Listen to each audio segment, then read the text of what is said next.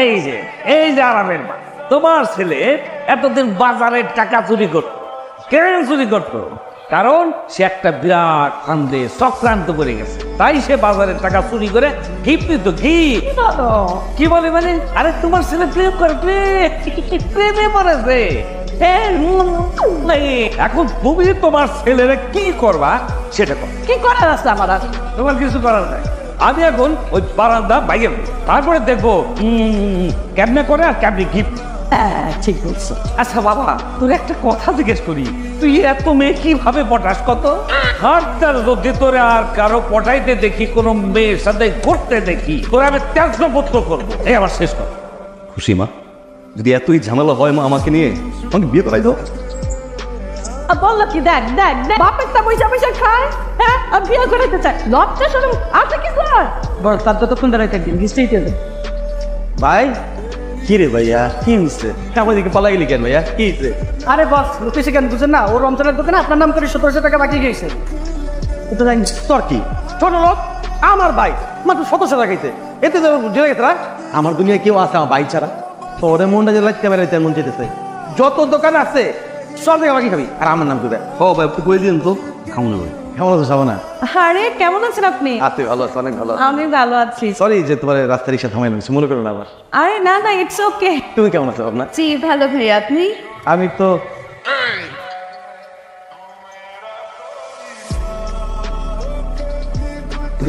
কাজ করলা সাবানা, মানে মানে একটা মানুষ তোমার ভালোবাসা আর কল্পনা জগৎ তোমার সাজায় দিনের পর দিন শপিং মলে ঘুরা ঘুরা ঘুরা ঘুরা কত কষ্ট করে তোমাদের কিছু গিফট নিয়ে আস, আর তুমি সেই গিফটটা তোমার ছোট বলে দিয়ে দিলা। এক মিনিট আপনি কি বলছেন আমি সত্যি বুঝতে পারছি না, একটু ক্লিয়ারলি বলবেন? আমি বুঝছি তুমি আসলে অনেক কিছু ক্লিয়ার না, আজকে আমি একটু ক্লিয়ার করে দিই। আর তোমার কাছে যে গিফটগুলো নিয়ে যেত ওগুলো আসলে আমি দিতাম, আমি দিত। কি বলছেন এসব? আমি না সত্যিই বুঝতে পারছি না। হ্যাঁ, আরব একবার একটা গিফট বক্স নিয়ে বাসায় এসেছিল, বলেছিল টাকা জমিয়ে আপু আপনার জন্য কিনেছি, আর সেটাতে তো এরকম ব্রেসলেট, এইসব জুয়েলারি, অর্নামেন্টস কিছুই ছিল না, ঘড়ি টড়ি কিছুই ছিল না, একটা লিপস্টিক আর একটা কাজল ছিল। ওগুলো তো আমি ইউজ করছি, আর আমি জানি ওগুলো আমাকে আরবি দিয়েছে। আপনার কথা তো কোথাও মেনশন করে না। যাও শুধু যাও দেখি।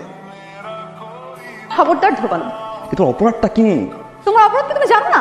তুমি জানি না তোমার অপরাধ কি। তুমি যে এতদিন আমাকে বলছো যে এতগুলা গিফট তুমি আমাকে করছো, তুমি আমার জন্য কষ্ট করে খুঁজে খুঁজে এখান থেকে ওখান থেকে কিনে নিয়ে আসছো, এগুলো সত্য?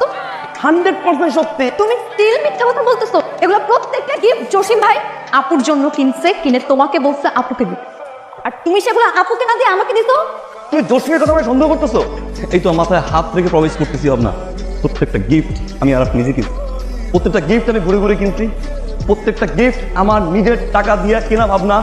তাই না? এখনই প্রমাণ হয়ে যাবে।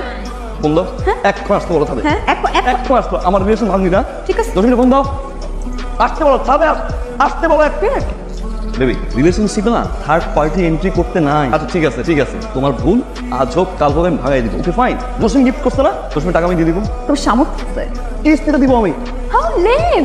লেম না ব্লেম, জসিম করছে আমার নামে, বিশ্বাস করো। আমি না তোমাকে আর নিতে পারতেছি না।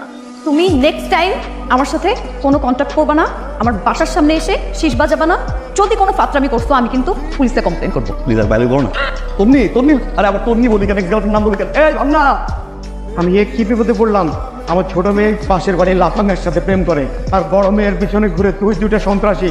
শোনো, মনে করেছিলাম আমি পাড়া ছেড়ে দিব, ব্যাগ গোছাও, আর আমি পাসপোর্ট ভিসা সব রেডি করে দিচ্ছি, আমরা এই দেশেই থাকবো না।